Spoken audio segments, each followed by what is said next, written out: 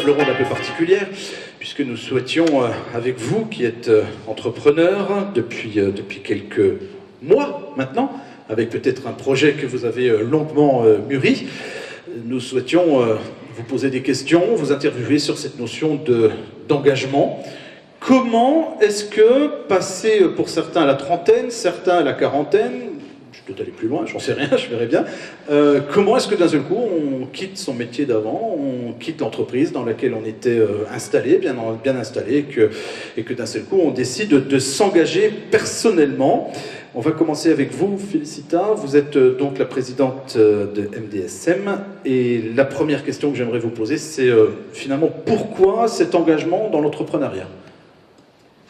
Bien près les micros, s'il vous plaît. Après un parcours divers et varié, j'ai souhaité pouvoir mettre à contribution l'ensemble de ces compétences. Donc ma première vie professionnelle, je l'ai passée dans les métiers de la communication. Ma seconde, dans les métiers du conseil et dans le management et l'accompagnement dans l'amélioration de la performance des entreprises. Et puis, à un moment donné, je me suis dit, pourquoi pas mettre à contribution toutes ces compétences dans une entreprise pour pouvoir la développer et pouvoir, à terme, moi aussi, pouvoir la transmettre. Voilà, ça a été vraiment une volonté de mettre à contribution toutes mes expériences passées. Et un matin, vous êtes réveillé comme ça, vous vous êtes dit non? Non, pas un matin. C'est quelque chose, je crois, qui est génétique, qui est en nous, et puis qu'on est en capacité de pouvoir mettre en œuvre à un moment donné, parce que c'est le moment, parce qu'on se sent, parce qu'on a la motivation et qu'on ose le faire. Vous passez de la communication à la menuiserie. La communication, le conseil et la menuiserie.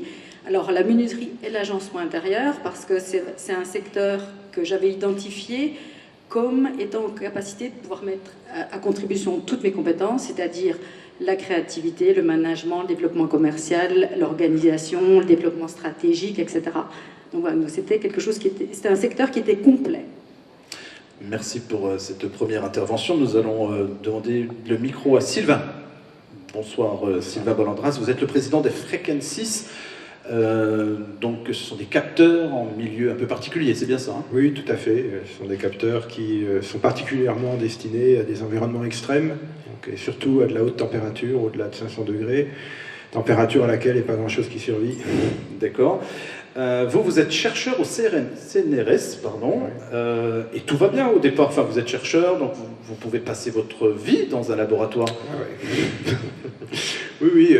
Alors, qu'est-ce qui fait que vous vous engagez dans cette aventure risquée, mais en tout cas, qu'est-ce qui fait que vous vous engagez dans l'aventure de l'entreprise ou de l'entrepreneuriat?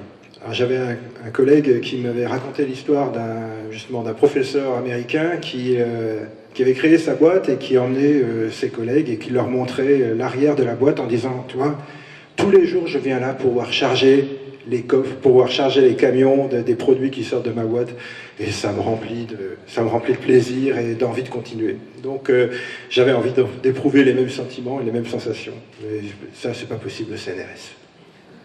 Et donc vous créez cette entreprise, cette notion d'engagement, je me souviens au comité d'engagement, parce que j'étais présent ce jour-là, que vous nous aviez parlé de recherche aussi de votre côté, mais plus du côté des ressources humaines. Est-ce que vous travaillez aussi, alors vos différents laborantins, ou les personnes avec lesquelles vous travaillez, sont devenus maintenant vos employés?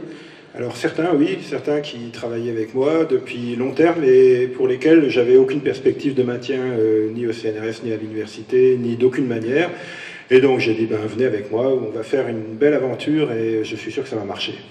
Toujours aussi prêt à vous engager? Ah oui. De toute façon, là, j'ai pas envie d'y retourner. On peut l'applaudir. Merci Sylvain Bollandras, président de Frequencies. Yannick Robichon, président de Décolletage de la Garenne. Alors vous, c'est extraordinaire. Alors, je regarde parce que je me dis, vous êtes cadre supérieur, ça veut dire que vous êtes installé, que tout va bien, que vous avez l'avenir devant vous dans l'entreprise, dans les entreprises dans lesquelles vous étiez ou vous êtes, et d'un seul coup, vous décidez de changer, de vous engager donc, pour cette reprise d'une PME. C'est pas vraiment d'un seul coup. Comme j'ai dit dans le film, j'ai rencontré un dirigeant entrepreneur, Antoine Gérard pour pas le nommer, il est présent, et quand on discute avec des patrons, entrepreneurs, il y a quelque chose qui se passe, et on se dit, ça, c'est un projet pour moi, c'est quelque chose qui me plaît. Et après, entrer au centre des jeunes dirigeants, on en voit qui sautent le pas, et on se dit c'est possible. Et donc en avant, feu. Et ça vous a... C'était quand? Quelle période? J'ai travaillé un peu pour lui, et c'est surtout le fait de discuter avec des gens qui ne sont pas des salariés. C'est quand ils décident d'investir une machine, un agrandissement, c'est leur argent personnel. Et c'est une autre relation. On ne parle pas d'actionnaires, on ne parle pas de choses comme ça. On parle de vision à long terme. Il avait une phrase, il me disait, moi, mon objectif c'est dans 25 ans. J'ai dit exactement la même chose à mes salariés. Mon objectif de développement, c'est à 25 ans. Aujourd'hui, cet engagement fort que vous aviez quand vous avez décidé de franchir le pas, est-ce que vous l'avez toujours en vous, ou est-ce que c'est encore plus fort, ou est-ce que finalement c'est un peu émoussé avec les affres du temps? Ça se sent pas? Non, il y a surtout des salariés qui sont eux-mêmes très bien dans leur entreprise familiale. On partage un certain nombre de valeurs, une envie même de venir le samedi repeindre l'usine. Voilà, c'est des petits marqueurs comme ça qui pour moi comptent beaucoup. Et je suis pas, chaque salarié n'est pas un numéro, mais a vraiment ce sentiment de participer à un ensemble. Et je suis très ouvert avec les salariés pour dire ce qui se passe, etc. Merci. C'était à l'instant donc Yannick Robichon, président de Décolletage de la Garenne. Alain, oui, qu'on peut applaudir aussi. Alain Ravier, président de Cleslo. Autant vous dire que j'ai découvert votre entreprise. Je ne savais pas qu'on faisait des sièges de théâtre, de cinéma à Lons-le-Saunier, enfin dans la périphérie de Lons-le-Saunier, c'est bien ça? Oui, je dois vous avouer que je travaillais à 200 mètres et que je ne la connaissais pas non plus. Bon, d'accord. Bien, comme quoi la communication, il y a quand même du travail, comme toujours. Donc vous êtes donc le président de Cleslo, vous êtes depuis toujours passionné par toutes ces notions d'innovation, de création, depuis votre tendre enfance. Qu'est-ce qui fait qu'à un moment donné, vous décidez de vous engager dans cette nouvelle voie qu'est l'entrepreneuriat? Alors déjà, il y a probablement un désir d'indépendance qui s'acquiert au fil du temps. On acquiert de l'autonomie, on travaille, on réalise des choses pour les autres, et puis à un moment, on se dit, ben, on va le faire pour soi-même. On va pouvoir créer en toute autonomie, choisir ses axes de développement, prendre les décisions, ne pas être limité dans sa créativité. C'était une certaine forme de liberté complète, globale, c'est ce qui vous intéressait? La liberté m'intéressait, et je pense que avec le temps, on en a de plus en plus besoin. Alors, vous l'avez dit à l'instant, vous travaillez avant 200 mètres de cette entreprise, donc maintenant que vous vous êtes engagé, que vous êtes chef d'entreprise, vous êtes libre? Comme l'air, oui. Parfait, c'est tant mieux, c'est tant mieux. On va revenir à vous, Félicita, si vous le voulez bien, puisque nous avons parlé donc de cet entrepreneuriat, cet engagement dans l'entrepreneuriat. On voit aussi dans le film que vous faites d'autres choses, parce que c'est en vous, cette notion, c'est en vous cette idée d'engagement à chaque fois? Peut-être, certainement, oui. Si on parle de, par exemple, mon petit engagement dans ma commune, arriver dans un petit village de Haute-Saône, dont je suis très fière, qui s'appelle le Cordonnet, c'est contribuer, c'est participer à une communauté, communauté. Donc ça veut dire c'est bénéficier et contribuer à des éléments qu'on met en commun. Donc je pense que ça fait partie de ma structure de dire pour pouvoir bénéficier de quelque chose, j'ai besoin d'y contribuer, et c'est comme ça que j'ai accepté d'entrer au conseil municipal pour pouvoir apporter un peu mon expérience et puis pouvoir m'intégrer moi, intégrer mon couple et ma vie dans ce petit village. Oui. Et c'est trahir un secret que de vous demander si vous vous représentez? Absolument, et avec plaisir. D'accord. Bien. Après, je ne sais pas si je vais être élue. D'accord. C'est combien d'habitants, le village? Alors, vous allez voir, c'est le plus grand village de Haute-Saône, c'est 128 personnes. Oui, d'accord. Voilà. Très bien. Et puis, je vois aussi sur la petite fiche que vous êtes aussi formatrice, donc c'est aussi encore une autre forme d'engagement. Absolument. Donc, c'est vrai que dans ma vie précédente, j'ai eu l'occasion de faire du conseil, de faire de la formation, et c'est vrai que les remarques qu'on peut avoir en face, souvent, ou parfois en tous les cas, c'est dire oui, mais attendez, c'est de la théorie, vos concepts c'est bien joli, mais nous on a une difficulté, c'est de les mettre en œuvre. Et ce que je trouve intéressant aujourd'hui, c'est de dire ben voilà, il existe des concepts, des visions intellectuelles qui fonctionnent parfaitement bien. Et aujourd'hui, je les ai mises en œuvre. Donc, quand je communique avec les personnes qui participent aux formations, d'accord, je les ai confrontées à la réalité. Donc, je pense qu'on peut voir les choses avec un petit peu plus d'objectivité et c'est certainement plus aidant pour les personnes qui sont en formation. Ouais. Merci pour cette intervention. Sylvain, on va revenir vers vous parce que des fois on a l'impression qu'il y a un vide, plutôt un monde entre l'entreprise et la recherche. Si je ne m'abuse, notre président est aux États-Unis pour aller voir pourquoi certains chefs d'entreprise sont partis s'installer là-bas, enfin des chercheurs, et qu'ils ont créé eux-mêmes leur entreprise là-bas. Vous passez le cap, et vous êtes deux chercheurs, vous passez chef d'entreprise. Un petit mot sur cette notion d'engagement et de la recherche et l'entreprise.